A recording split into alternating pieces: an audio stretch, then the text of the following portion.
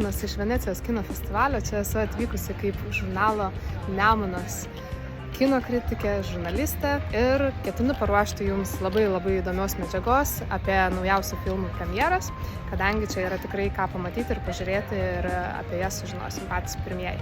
Na, vakar man festivalis prasidėjo net ne filmų, o prasidėjo serialų Alfonso Cuarón, meksikiečių režisieriaus, serialų Declaimer, kuris yra 7 dalių. Vakar aš jau pasižiūrėjau 4 ir šiandien grįšiu žiūrėti likusios. Ir tai tarsi liudija tokį labai įdomų šiuolaikinio kino fenomeną, kad mes kino festivaliuose galime žiūrėti serialus ir, kaip sakė Venecijos kino festivalio meno vadovas, tai jie atsižvelgdami į šiuolaikinio kino tendencijas tiesiog įtraukė serialus į festivalio programą, kadangi tai yra tiesiog ilgesnės apimties filmai.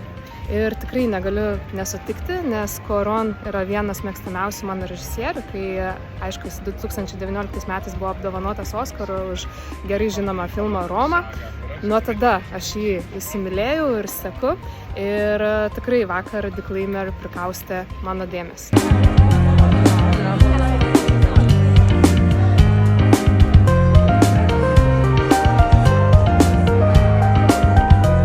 Dar festivalyje planuoju pasižiūrėti danų režisieriaus Tomo Vinterbergo irgi serialą, kas yra labai neįprasta, kadangi šitas režisierius pirmą kartą irgi kūrė serialą, o jis yra žinomas iš tokių filmų kaip Dar po vieną su Mikkelsenu ir arba Komuna. Tai aš labai mėgstu danų kiną, tai Holivudo produkcijos. Į kai kuriuos filmus aš žadu nueiti, kaip pavyzdžiui šiandien eisiu į Vabalų sultis Timo Burtono, visai netrukus, už 30 minučių. Ir be abejo, čia yra teritorijoje festivalio yra daug labai pasaulinio lygio žvaigždžių, tokių kaip Nicole Kidman, Tomas Cruzas žada atvažiuoti, ta pati Ortega iš Vabalų sulčių.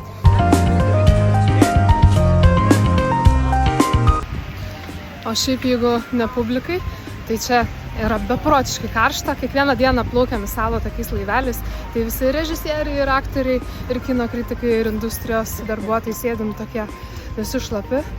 Braukiam prakaito tas ašaras. Tiesiog neįmanoma, labai tvanku. Ir, žodžiu, čia su natūraliu dezodorantu neišsiversi. Čia reikia gryną aliuminį teptis.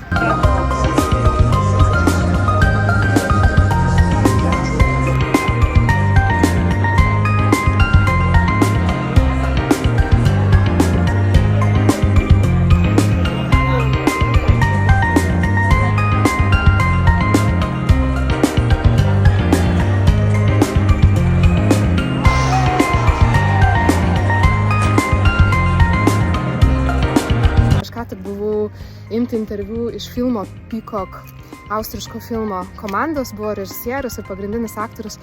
Ir tiesiog kažkaip norėjau pasidžiaugti, kad atrandu laimę dar didesnę, kalbinant žmonės, kalbinant kūrėjus, režisierius apie filmus, apie jų aktorystę, apie pagrindinę mintį ir visokių daug šalutinių dalykų. Man taip yra įdomu ir tiesiog labai kažkaip gera ir dabar tokia yra aukštų vibracijų emocija.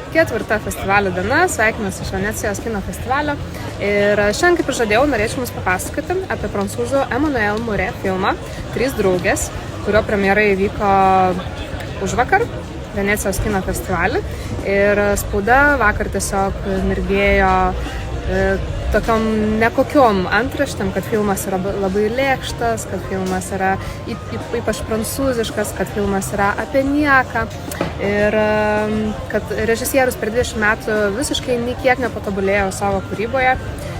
Ir šis filmas iš tikrųjų yra apie 3 draugės, kurios savęs ieško santykiuose, santuokoje, per skyrybas, keičiant partnerius ir ten yra labai daug nesėkmių. Tai galim paanalizuoti, kodėl filmas taip nepatiko publikai.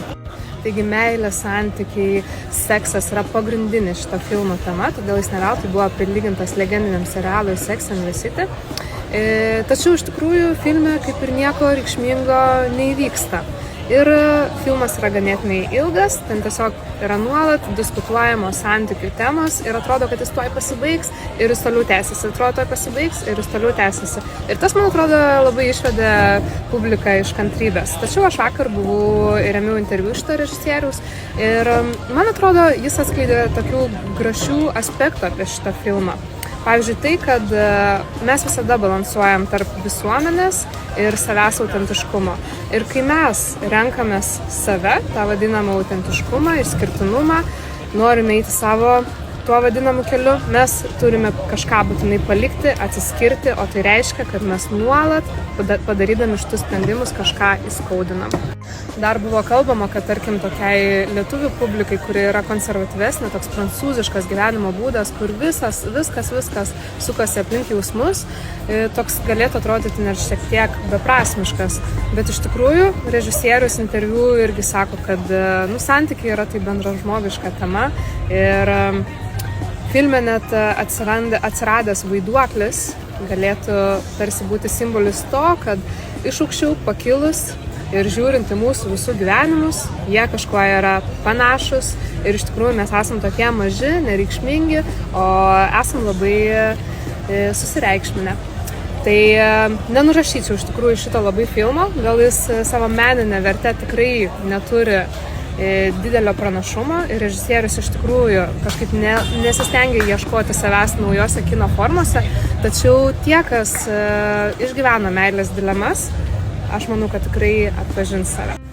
O dabar apie kitą tokią festivalio tendenciją, kuri čia ir aš pastebėjau ir visuotinai jau turbūt, man atrodo, yra pastebima, kad šiame festivalyje beveik kiekvienas filmas yra labai erotiškas. Iš tikrųjų, aš mažai filmų, kuriuose nebūtų gana atvirų, intimių, artimų planų sekso scenų. Ir visas prasidėjo nuo Cuarón Disclaimer su Cate Blanchett, kur ne pati Keitė, bet kita aktorė buvo labai atvirose scenose. Ir taip pat didžiausias sąmyšis kilo su naujausio Nicole Kidman filmu Baby Girl, kurio premjera čia įvyko irgi konkursiniai programai, kuris yra praktiškai kaip vadinama erotikos pamokėlė. Ir labai atviros scenos ir labai daug išreikšto to iš moteriškos perspektyvos seksualumo. Dar festivalyje laukiam tokio filmo kaip Lukos Guadagnino Queer, kuris bus tikrai, manau, kad seksualus pagal tai, kokia informacija sklando. Na ir yra dar toks norvegiškas filmas Love, kuriame irgi yra labai atviros sekso scenos. Ir dar daugybė kitų nesuskaičiuojamų mažiau žinomų filmų, kuriuose tikrai kažkaip nevengiama yra rodyti to artumo, intimumo, kartais netgi labai drąsiai. Tai iš karto kyla klausimas, kas vyksta šiuolaikiniam kine, kad mes vis dažniau ekrane matome tą nuogumą ir dviejų žmonių intimų miegamojo santykį. Ir šiek tiek paskaitinėjau, tai apskritai yra tokia tendencija, kad per paskutinius 20 metų aktoriai tiesiog nelabai turėjo galimybės kažkaip saugiai jaustis tokiose scenose ir dažnai būdavo išeksploatuojami. O dabar šiais laikais mes turim tokią specialybę kaip intimumo koordinatorė. Lietuvoje yra tokia režisierė Irma Pužauskaitė dirba šitą. Taigi intimumo koordinatorius užtikrina, kad aktorius jaustųsi saugiai, nebūtų peržengtos jo ribos, kad viskas būtų korektiška. Žodžiu, tai sąlyginai ir galėjo šiek tiek įtakoti, kad aktoriai labiau yra linkę leisti save filmuoti tokiose atvirose sekso scenose, kadangi yra tiesiog paprastai daugiau komforto. Kita versija, kuri yra net moksliškai pagrįsta universiteto profesorių, darant visokius tyrimus, apskritai, kad žmonės yra labiau atitolę ir mažiau komunikuoja kūniškai ir kažkokiu būdu mes labiau šitą poreikį patenkinam tiesiog žiūrėdami tokius vaizdus ekrane. 5. diena Venecijos kino festivalyje ir šiandien įvyko neįtikėtinas dalykas. liudijau, kaip Venecijai palyja lietus. Ir atsitiko dar labai gerų dalykų. Tai yra, kad lyjo ne tik lietaus lašais, bet lyjo ir labai daug gerų filmų. Šiandien pamačiau net 4 ir sakyčiau, gal man stipriausia diena buvo. Ir jeigu vakar šnekėjomės apie nelabai vykusi prancūzišką filmą, tai šiandien Karinos Tardieu filmas The Ties That Bind Us, tokia šeimininė drama, buvo labai paliečiantis ir analizuojantis labai daug aktualių žmonių santykių, šeimos temų, paliečiantis ir tą pačią meilę, kaip visada, ir mirtį. Nuostabus filmas, man atrodo, išbaigtas nuo A iki Z ir tikiuosi pamatysit ir Lietuvoj.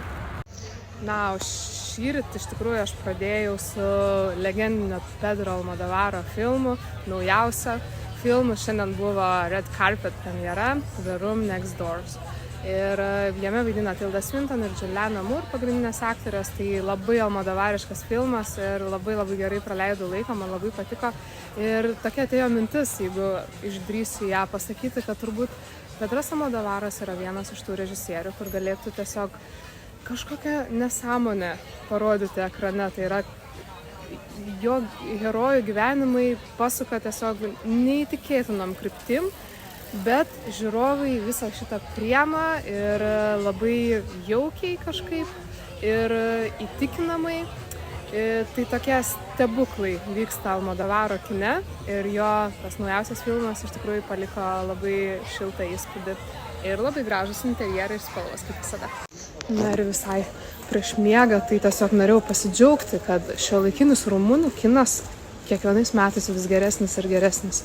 Dabar aš žiūrėjau tokią kaip komediją The New Year That Never Came vadinasi. Ir iš tikrųjų jį taip įsibėgėjo, kad mes visi ten kvatojome, susėjome pilvus.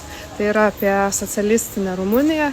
Ir tema irgi nėra labai linksma, nes yra žalojami žmonių likimai sistemos ir žmonės visi gyvena baimėje. Bet iš to gaunasi labai tragikomiškos situacijos. Tai ačiū Dievui, kad šie laikai jau yra iš tikrųjų praeityje ir dabar mes galim tik kine pasižiūrėti šitus dalykus ir kažkaip pareflektuoti, nes patys irgi tose pačiose batuose buvome. Nuostabus rumunų kinas, atkreipkite dėmesį.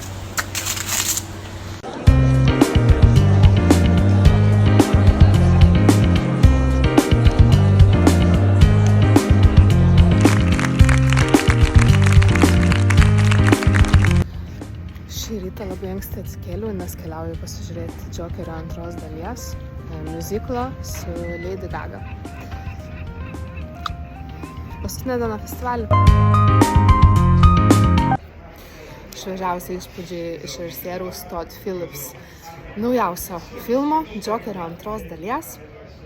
Ir labiausiai jaudinausi, kad tai yra miuziklas ir galvojau, kaip jis bus priimtas publikos ir kaip man pačiai patiks, nes nesu labai didelė miuziklų gerbėja.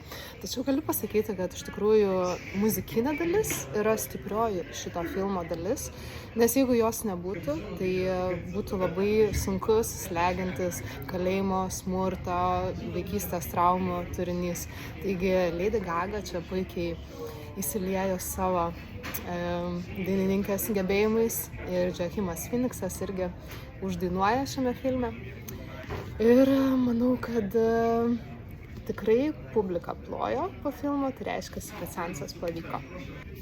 Jeigu pirma Džokerio dalis buvo, jeigu prisimenat, o jeigu neprisimenat, pasižiūrėkit apie tai, kaip gimsta blogis, kaip jis susiformuoja nuo pat vaikystės, pamažu, kol galiausiai žmogus yra toks pilnas neapykantos, kad jis tiesiog sprogsta ir metaforiškai pradeda tiesiog ir nemetaforiškai žudyti.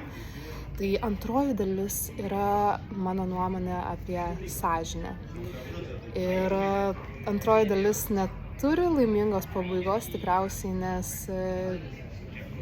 kai tu būni nuoširdus su savim, man atrodo, yra tokia filmo žinutė, tai tu turi prisimti atsakomybę už visas tas pasekmes, kaip ir Džokerio kelionė šitame filme yra į tai, į kažkokį vidinį išsilaisvinimą, katarsį labai irgi nepatogiais būdais.